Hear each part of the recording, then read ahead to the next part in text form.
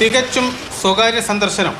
ക്ഷേത്രങ്ങളിൽ നിന്ന് ക്ഷേത്രങ്ങളിലേക്ക് ഭക്തിയുടെയും വിശ്വാസത്തിൻ്റെയും നേർക്കാഴ്ച. ദശാവതാര ക്ഷേത്രങ്ങളെല്ലാം സന്ദർശിക്കുകയായിരുന്നു സുരേഷ് ഗോപി. പെരുമീൻപുരം മത്സ്യാവതാര ക്ഷേത്രത്തിൽ തുടക്കം.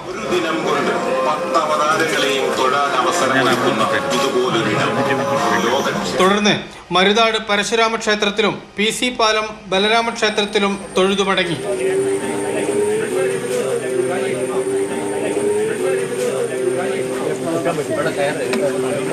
അടുത്ത യാത്ര ഇന്താട് ശ്രീകൃഷ്ണ ക്ഷേത്രത്തിലേക്ക്. തൃക്കോയിക്കൽ നരസിംഹ ക്ഷേത്രത്തിലെത്തിയ മന്ത്രിക്ക് അവിടെയും പൂർണ്ണ കുംഭ സ്വീകരണം.